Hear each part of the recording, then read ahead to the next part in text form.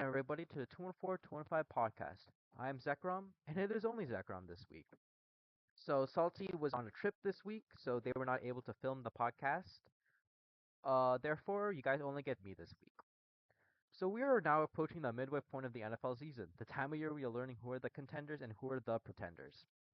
On one hand, the Philadelphia Eagles seem to be rounding into form, while the Dallas Cowboys continue to show the same inconsistency that they've had the entire season. So without further ado, let's delve into the Cowboys. So the Cowboys are now 3-4-1. They just got throttled by the Denver Broncos 44-22. There are not a lot of positives to this game, but I will name a couple. Javonte Williams had a pretty good game. We couldn't he didn't have a lot of yards due to the fact we got behind pretty quickly into the game, but he was efficient with his carries and he got two rushing touchdowns. George Pickens and CeeDee Lamb, neither are struggling to find their footing in the offense. They're both getting targeted, a lot of targets each. George Pickens especially look good. The thing with CeeDee Lamb is I think he might still be hurt. He was taking himself off on a lot of plays, and even on third downs, there were times where he wasn't on the field. Maybe it's the mile high air getting to him, but you know the main thing is that they were both getting targeted a lot. So there is no concern about, one person is just dominating the entire offense. And the last positive I'll mention is Donovan Ezeraku, our second round rookie, is really rounding into form since week 3. He's been one of the best defensive ends when it comes to pass rush win rate. He hasn't really been able to convert them into sacks, but that's mainly because our secondary is so bad, which we will get into in a second. So now, after we got through those very, very few positives, let's get into the many, many negatives. So, there were a lot of pre-stop penalties on offense and on defense. I think that we had 6 pre-snap penalties in like the first half. And for the entire season, we are second in the NFL in penalties. This has been a problem since Mike McCarthy was here, and I honestly don't know what they're doing in practice. I feel like if you're just consistently one of the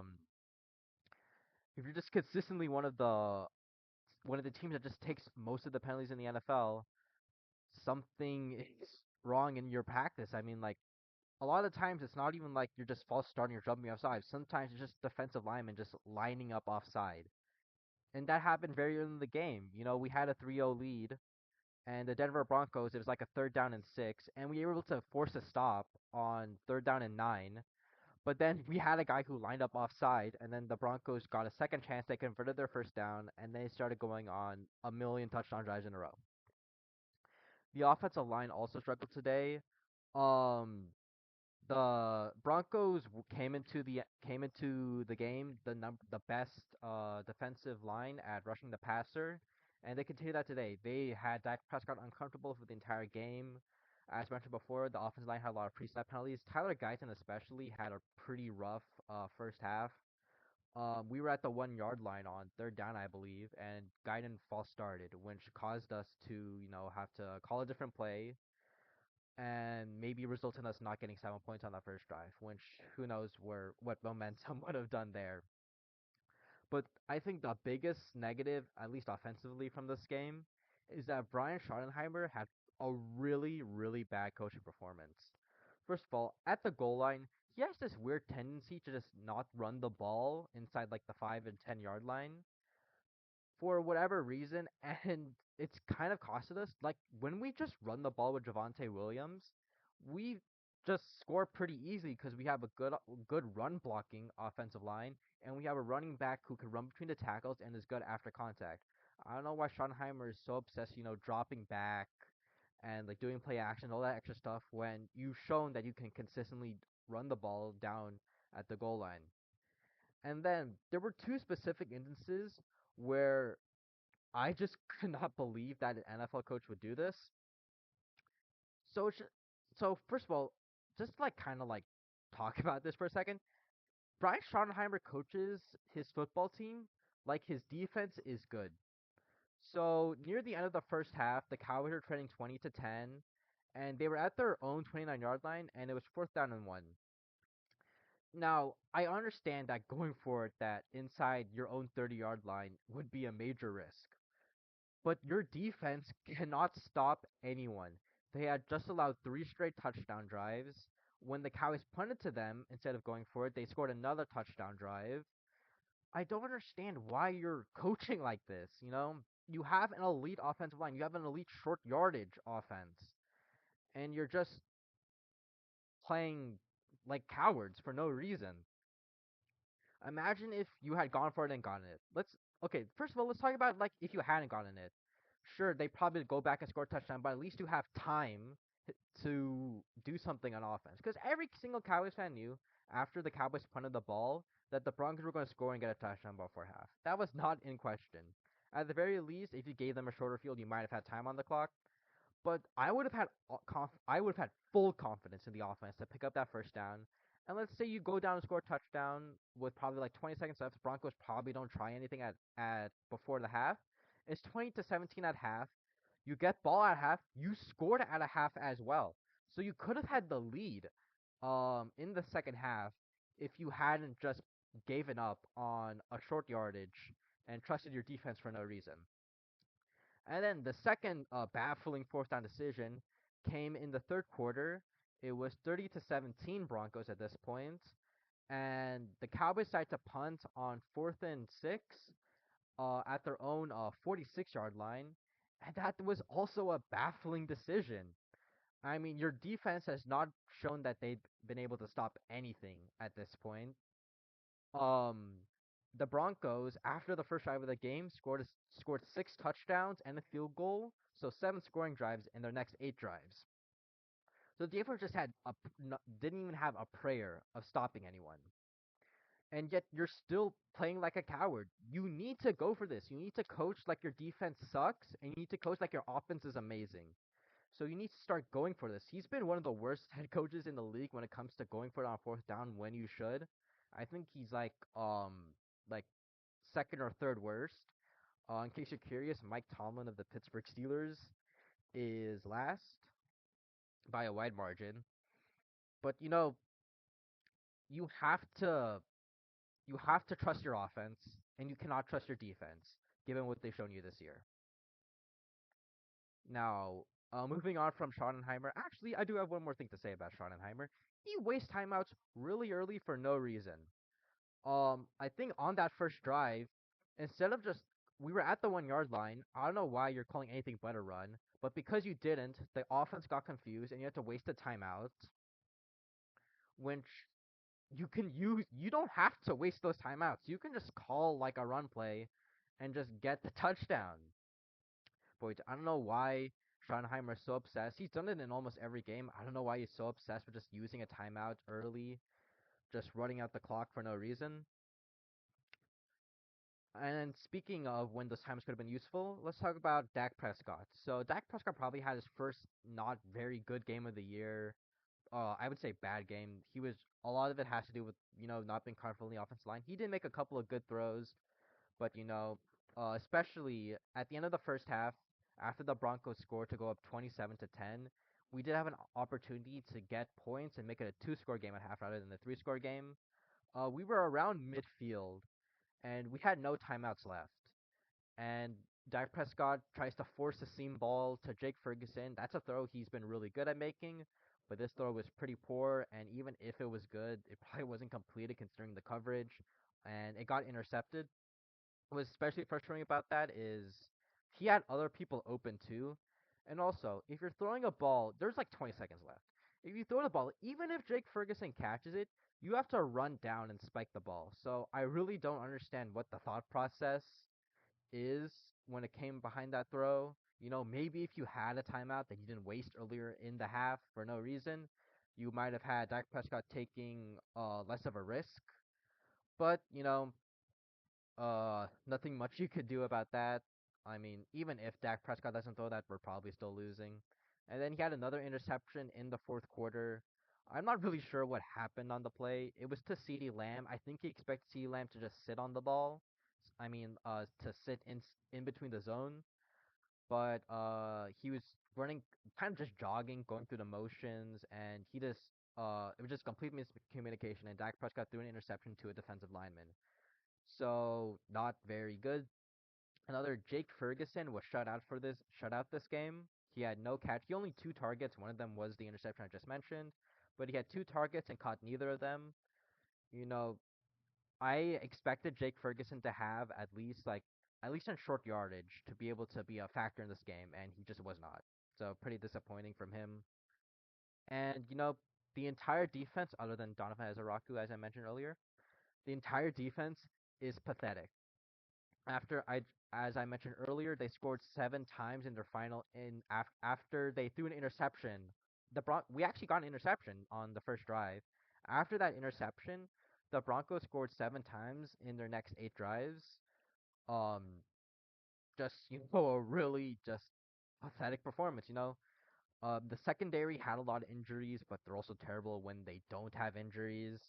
The linebackers are terrible, especially Kenneth Murray. Their specific play, I believe, in the third or fourth quarter, we were down by 20. We were down like 20 at this point, I believe.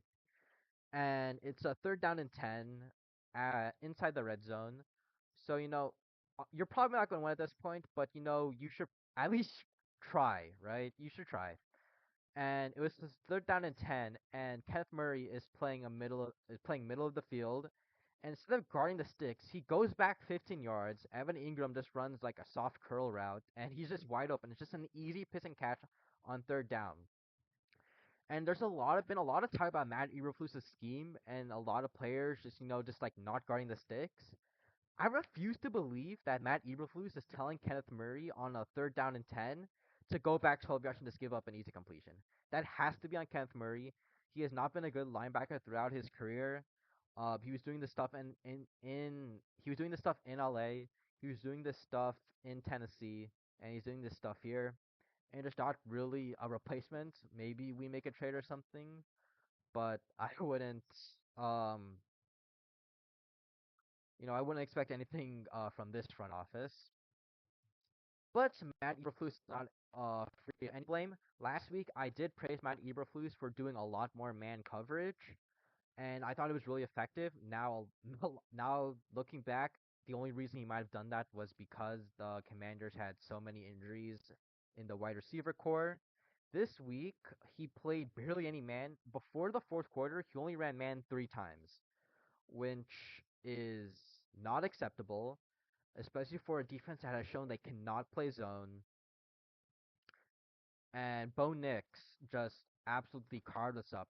Um, you know, and the entire year, we've just been getting absolutely destroyed by any quarterback that comes in.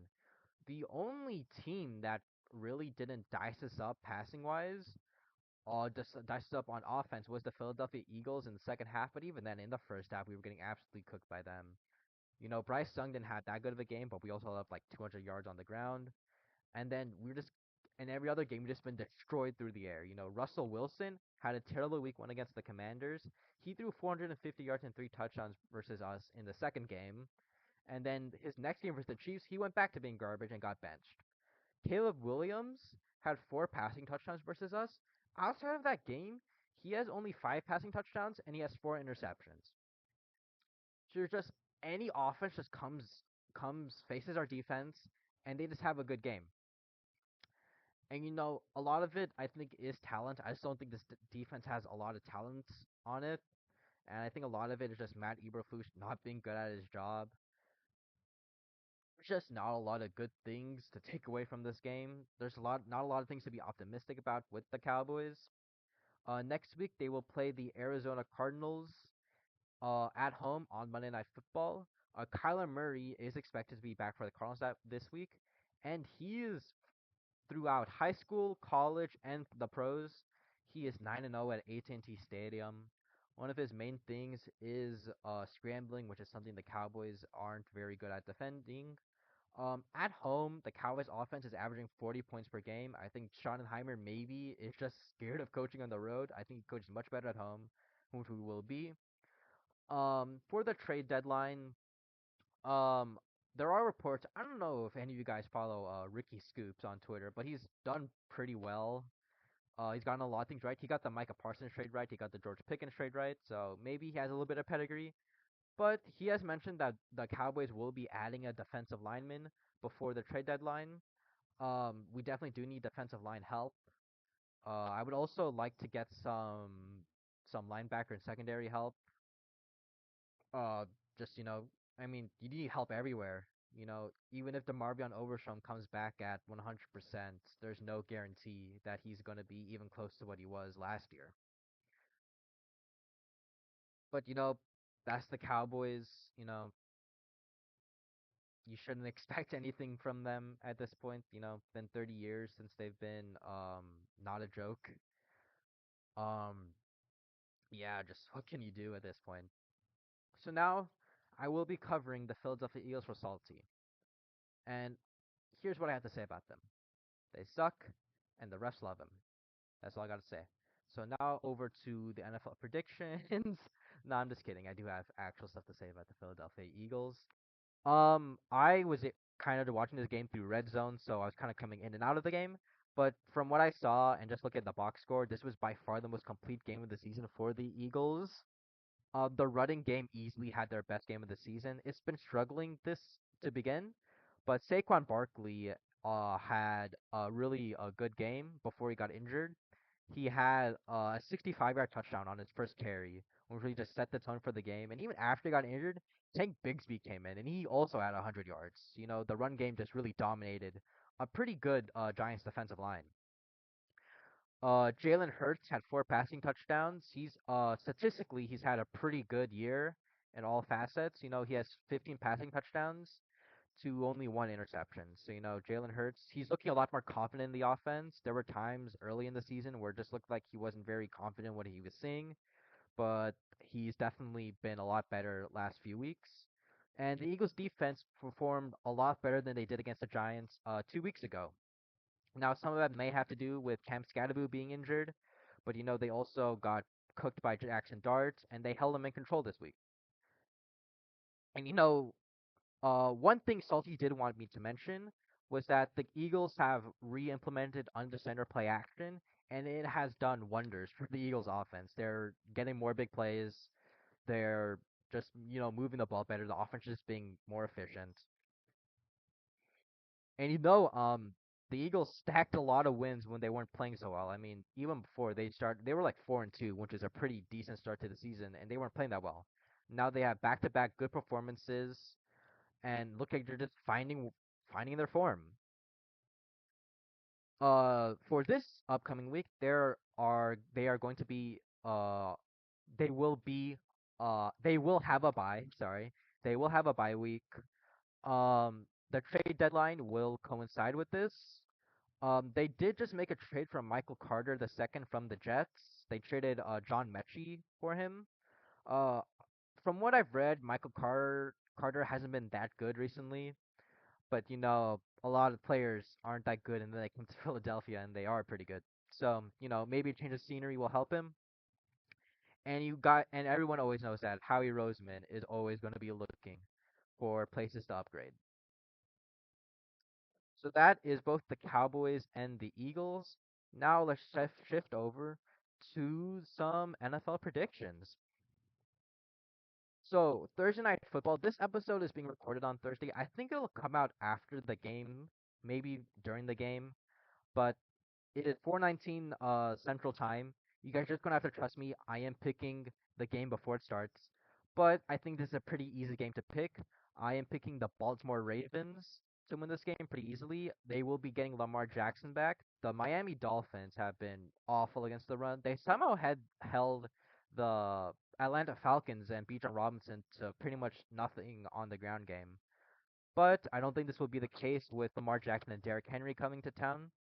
I think that Baltimore will have a pretty good performance. I think that Miami could keep it close considering how bad the Ravens defense is. But I think ultimately Lamar Jackson and the Derrick Henry and the entire run game for Baltimore will just absolutely dominate. And Salty sent me a list of who they were picking this week, and they also picked the Ravens. So the next matchup is on Sunday, is the Chicago Bears at the Cincinnati Bengals. The Bengals are 2.5. The Bears are 2.5 point road favorites. Honestly, I'm gonna pick the Bengals as kind of like an upset. Chicago just had a pretty bad loss to a Baltimore Ravens team without Lamar Jackson. Um, their defense hasn't looked too good. Joe Flacco is dealing with an injury right now, but from reports, I think that if Jake Browning plays, then Chicago will win. But if Joe Flacco plays, I actually am picking Cincinnati to upset Chicago. Joe Flacco's connection with T. Higgins and Jamar Chase has been great throughout the first 3 weeks of their careers together, I guess. So give me Cincinnati for the upset, and Salty picked the Bears to win this game. Going with the favorites, as usual. But next we have the Minnesota Vikings at Detroit. Detroit is a pretty massive 9.5 point favorite. And I think it is warranted. Detroit has looked really good this year. Um, Minnesota is starting JJ McCarthy or Brosmer, I think. But either way, I think that the Lions offense will absolutely feast on the Vikings defense. You know, Detroit has kind of had Brian Flores' number throughout his years in Minnesota, and I think that'll continue today. I expect them coming off a bye week to be fully prepared and will be able to get a pretty good victory this week. Salty also picked the Lions this week, so we are both in agreement on that. Next, we have Carolina at Green Bay. Green Bay is a pretty massive 13.5 point home favorite. Carolina will be getting um Carolina will be getting Bryce Young back from injury. They started Andy Dalton last week, and it didn't end so well. The Panthers got absolutely blown out by the Buffalo Bills. I think that Green Bay will win this game. I actually think that the 13.5 point line is a bit aggressive. I think that, the Carolina run game has been really good with Rico Dowdle, and I think that, it is possible that this game is close. But, you know, I do think that ultimately Green Bay will get the victory. I don't think it'll be like a super like down to the wire game, but I think that Carolina can keep this game close. But ultimately, give me Green Bay. And Salty also picked the Packers. Next, we have the Atlanta Falcons at the New England Patriots. New England is a 5.5 point favorite. Drake May, we've been talking about it pretty much every episode, but Drake May looks awesome. He's been arguably the best quarterback in the NFL this season. Atlanta is coming off a pretty bad performance against Miami. Bijan Robinson and the entire run game was stuffed. Kirk Cousins started due to a Michael Penix injury, and he played pretty poorly. New England, I expect to get this victory. They just have. I think they're just way better coached right now. They're in a lot better form right now. Maybe I think that if Atlanta can get the run game going with Bijan Robinson, I think that they can make this game close, but I think that at home, New England will pull out the victory. And Salty also picked the Patriots. Sorry, I had to pull it up real quick. Next, we have the San Francisco 49ers at the New York Giants. The 49ers are 2.5 point road favorites. And I think that is fair. Christian McCaffrey has looked great this year. They just lost to the Houston Texans, which I was surprised to see that the Texans were favored in that game. But ultimately, maybe Vegas knew something or not, but they got that right. I do think that San Francisco will get the victory here, um, especially with Cam Scadaboo being injured. Jackson Dart will have more on his plate unless Tyrone Tracy can get more involved. Obviously they don't have Malik Neighbors anymore. I think San Francisco might be getting Brock Purdy back. I am not sure. But I think that San Francisco ultimately will get a really strong victory on the road. And Salty also picked the 49ers to win this game. Next, we have Indianapolis at Pittsburgh. Indianapolis is a 3.5 point road favorite, and in Pittsburgh, that's saying a lot. Indianapolis has been amazing this year. Their offense is the best in the league. they have, I would say, honestly, the MVP of the league is Jonathan Taylor.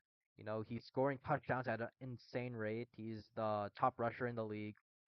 Their passing game is just operating really well under Daniel Jones, who has Tyler Warren, who has been the leading tight end receiver in yards. I said that kind of weirdly, but Tyler Warren has been one of the best tight ends in his rookie year. Michael Pittman has been really good this year. They have surrounding Michael Pittman, they have Joshua Downs, Adonai Mitchell.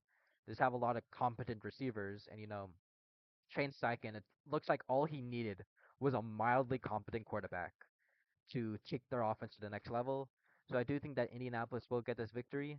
Pittsburgh looked like they might get the upset over the Green Bay Packers, but ultimately Green Bay came back. Their defense, which has been for a lot of years, their strength of the team has been pretty bad this year. I expect that the Indianapolis Colts will absolutely destroy them on offense. And, Aaron Rodgers, I don't think he'll be able to do enough to counteract what the Colts offense will do this week. And Salty also had the Colts this week. Next, we had the Denver Broncos at the Houston Texans. Houston is a 1.5 point home favorite. Last week, as I mentioned earlier, they were actually favored against San Francisco, which I found surprising, but they ended up getting the victory, making me look dumb. However, I do think that Denver will win this game, even though they are even though they are road underdogs. I think that they will, even though you can't judge an offense because they played the Cowboys defense. Because I mean, come on, they're terrible. But Denver, I think that will get a really solid victory here on the road. Bo Nix has looked pretty decent this year. Their run game is coming together. J.K. Dobbins is one of the top five running backs in rushing yards. And I think their defense has a really good matchup with the Texans. I mean, the Texans' offensive line is really bad, and the Denver pass rush is really good. So I think that Denver will be able to take advantage of that mismatch and get the victory here. And Salty also had the Broncos this week. So we're just going to agree on everything, I guess. So next we have the Jacksonville Jaguars at the Las Vegas Raiders. Jacksonville is a 2.5 point road favorite. Jacksonville had a bye last week. I think that Oakland might have also had a bye last week. I might be getting that wrong. Not Oakland, Las Vegas.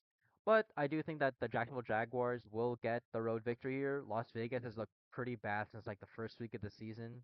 Geno Smith has made a lot of quote unquote ball knowers on Twitter look very foolish for believing in him. He's been pretty bad in Las Vegas. They will be getting Brock Bowers back this week, which might be a big boost to their offense. Um, Jacoby Myers has been mentioned in trade talks, so it is possible that he is dealt. Maybe after the game or maybe before the game. You never know. But I think that Jacksonville, coming off a bye week, they did come off a pretty bad couple weeks. I think Jacksonville will bounce back with Trevor Lawrence. Next, we have the New Orleans Saints at the Los Angeles Rams. The Rams are a massive 15.5 point home favorite. Also, I forgot to mention, but Salty had the Jags beating the Raiders. But anyway, my bad. As I was saying, the Rams are a massive 14.5 point favorite over the New Orleans Saints. I think that's completely justified. The Saints, throughout the first like 4 or 5 weeks of the season, Spencer Rattler looked pretty good. But last couple of weeks, he's kind of unraveled, and now the Saints have announced that Tyler Show, their second round rookie, will be starting for the remainder of the season. I think that on the road against a really good Rams team, I think that the Rams will easily win this game. Um, unless Show is immediately a franchise quarterback, I think that the Rams will confidently win this game. Next, we have the Kansas City Chiefs at the Buffalo Bills. Now, Kansas City is a 2.5 point road favorite. Um, honestly, I'm picking the upset here. I think that the Buffalo Bills will get the home victory. Um, At home, Buffalo has in the regular season. Buffalo recently has kind of beaten Kansas City in the regular season. I think with home field coming off a dominant performance against the Panthers, I think that Josh Allen will have a really good game. And I think that it'll be a shootout. It'll come down to the last drive, but I think that ultimately Josh Allen will prevail. The Chiefs have looked really good in last couple of weeks. With Rashee Rice back, their offense looks kind of unstoppable at this point. Their defense is playing pretty well, so this will be a really good game. I do think Buffalo will pull off the upset, and actually, I'm actually really surprised. Salty also picked Buffalo, so we both are picking the upset. Hopefully, they prove us right. And I forgot to mention, but Salty also did pick the Rams. Now, for Sunday Night Football, we have the Seattle Seahawks visiting the Washington Commanders. Seattle is a 2.5 point road favorite. I think Seattle will win this game. Um, Washington will be without Terry McLaurin again this week. He suffered a setback in practice. Um, I think that Washington might be getting Jaden Daniels back, but even then, I think that the Seattle offense, which has been so good this year, will be ultimately too much for a really bad Washington defense. I think that the Seattle defense will get at least a couple stops that will allow them to win the game. And finally, we have actually I keep forgetting to tell you what Salty said, but Salty picked the Seahawks. So we're in agreement on a lot of the games this week, as we are most weeks. It feels like. Um, we next and for Monday Night Football, we have the Arizona Cardinals at the Dallas Cowboys. Now, Dallas is currently a 2.5 point home favorite. I am picking the Cowboys in this week. I pick the Cowboys to win every week. They could be playing like Jesus Christ and his 13 apostles, and I still pick the Cowboys to win this game. But I think at home the offense and Schottenheimer will have a much better performance. And it's going to be up to if Kyler Murray can keep up, which I think he certainly can, considering how bad this defense is of the Cowboys. But ultimately, I think that Arizona will come away with a loss. I don't know why I said Arizona. I think that Dallas will come away with a victory. And yeah, that is all I have for this week.